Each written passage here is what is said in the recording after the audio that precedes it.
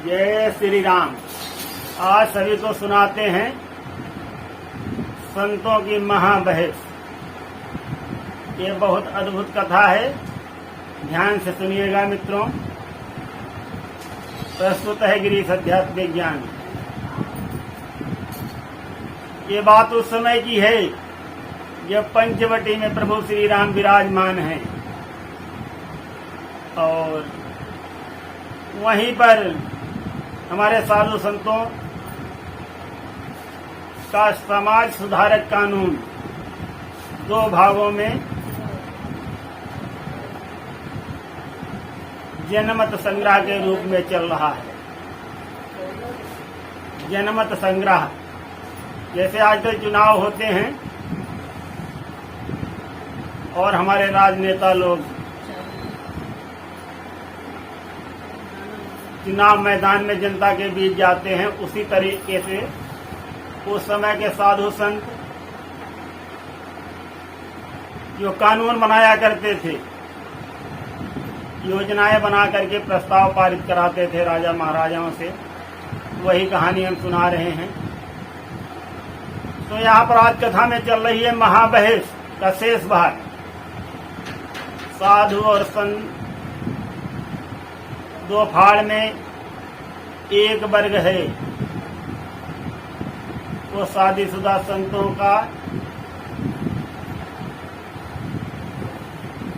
अनुयायी है, और दूसरा वर्ग जो है वो कहता है संतों को शादी शोभा नहीं देता और शादीशुदा संत जीवन अत्यंत दुखदायी है।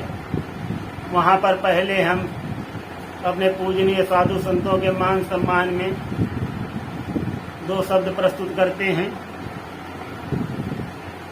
संतों का इस जगत में बहुत बड़ा उपकार, परहित में करी साधना देते हैं उपहार। तो साथियों, हमारे साधु संतों का इस संसार में बहुत बड़ा उपकार है। वो परहित में ही साधना करके सबको हर चीज उपहार रूप में प्रदान करते हैं। तो आगे सुनिए। दीप जलाते हृदय में उनके शुद्ध विचार, सुंदर पथ दर्शाई के कर देते भव पार। तो आज भी हमारे संत समाज अच्छे अच्छे सुंदर पथ जनमानस को दिखाते हैं और जिनसे सब लोग अपना सफल जीवन बिता करके और भव के पार होते हैं। तो अब हम आगे कथा बढ़ा रहे हैं। आज बहुत बड़ी बहस चल रही है साधु संतों में। पहले जो संतों की शादीशुदा जीवन बिताने का अनुयायी है वो धड़ा कहता है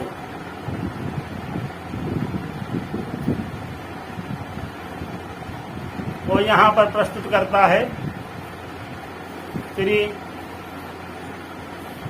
अहिल्या नारी का उद्धार जैसे हुआ था। तो अब आगे क्या होता है सुनिए। हुआ अहिल्या नारी का जिस प्रकार उद्धार,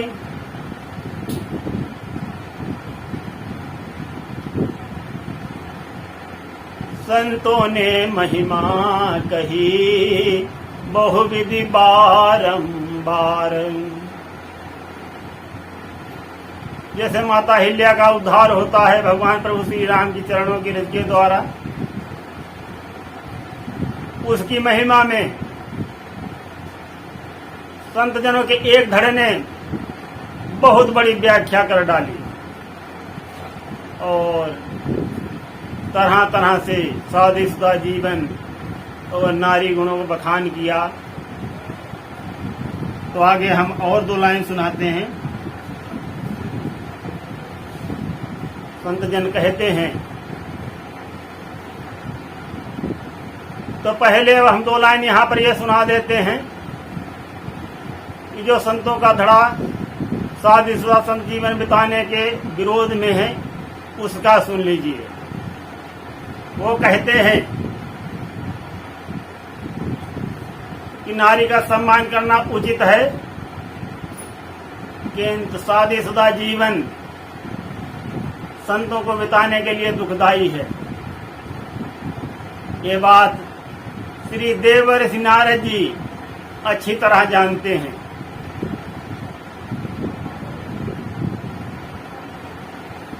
वो नारी के मोह में आकर के भगवान श्री हरि विष्णु के पास पहुंच गए थे उनकी शकल मांगने के लिए। कहीं आप लोग भी तो नहीं उसी मोह में फंसे हुए हो। और आगे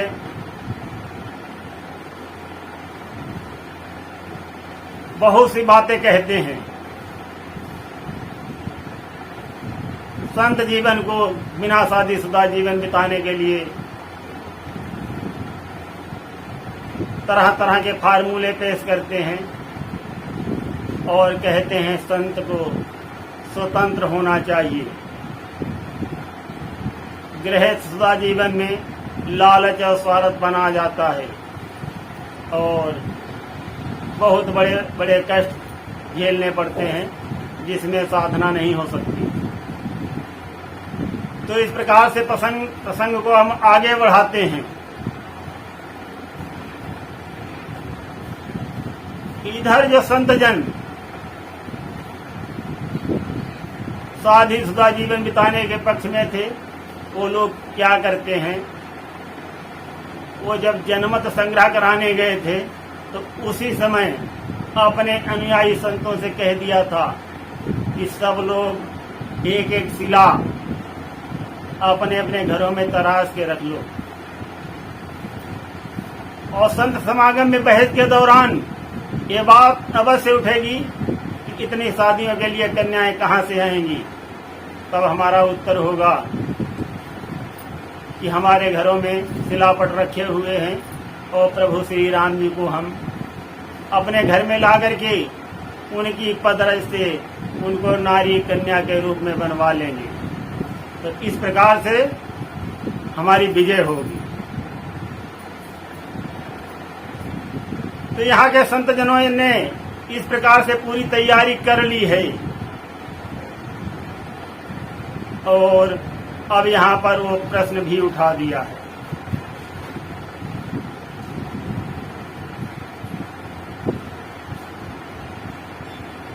तब जब बात आगे बढ़ती है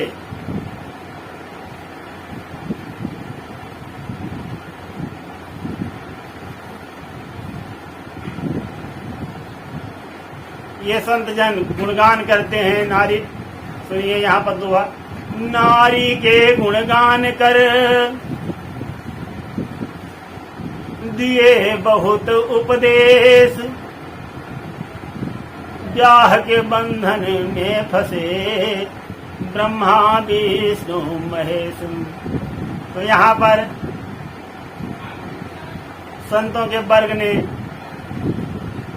भगवान को भी नहीं छोड़ा और कहा कि शादीशुदा जीवन अत्यंत सुखदायी होता है। भगवान ने भी पालन किया है। भगवान श्री हरि विष्णु ने, भगवान ब्रह्मा जी ने, भोलेनाथ जी ने, सबने शादी की हुई है। अगर संतों को शादी करना अनुचित होता तो उनसे बड़ा संत कौन है।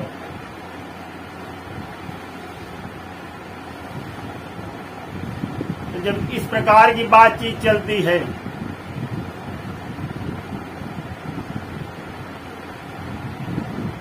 तब ये संतों का धड़ा कह देता है कि आप अपनी तुलना भगवान ब्रह्मा विष्णु महेश से न करिए।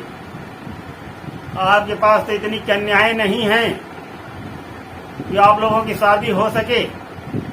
कहाँ से लाओगे इतनी कन्याएं।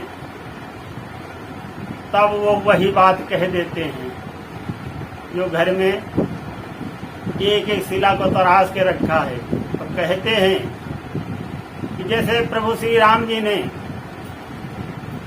अहिल्या नारी के जरा सा पैर छुआ दिया और नारी बन गई शिला में, तो उसी तरीके से हम भगवान श्री राम को ले जाएंगे अपने घर में और शिला से कन्या बन जाएगी शादी के लिए मेरे। तो जब इस प्रकार से संत जन बात करते हैं तब जो संत जनों का विरोधी धड़ा होता है वो कहता है कि आप लोगों ने ये सोच लिया कि प्रभु श्री राम को हम घर ले जाएंगे, लेकिन प्रभु श्री राम जी 14 वर्ष तक वन में रहेंगे। वो 14 सालों तक किसी गांव घर में या सिटी में कहीं नगर में जाएंगे ही नहीं। तो इस बात को सुनकर के ये धड़ा जो है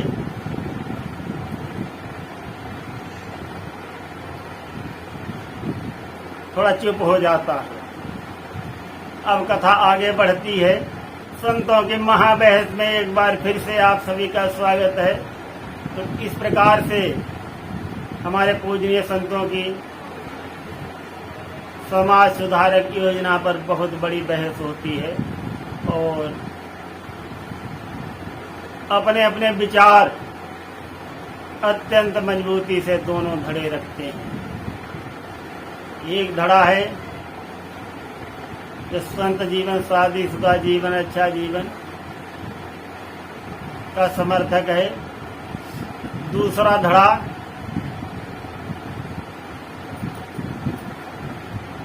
बिना शादी के साधना करना और संत जीवन अच्छा है का समर्थक है। और ये दोनों धड़ों के बीच महाबहस हुई है और परिणाम जनता के सामने क्या आया है।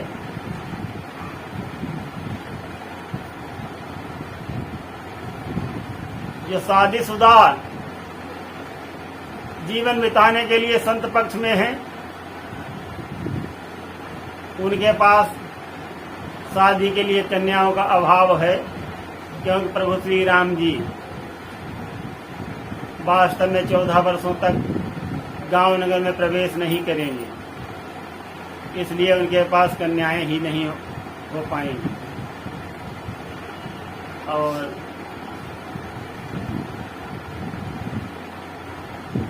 तो इस प्रकार से हार और जीत किसकी कही जाए, लेकिन ज्यादा योग जीवन जीने वाले संतों को ही मिलते हैं। और हम सबका संतों का सम्मान करते हुए कहानी को यहीं पर विश्राम देते हैं और आगे कहानियों का सिलसिला चलता रहेगा गिरीश आध्यात्मिक ज्ञान में। सुनते रहिए। धन्यवाद।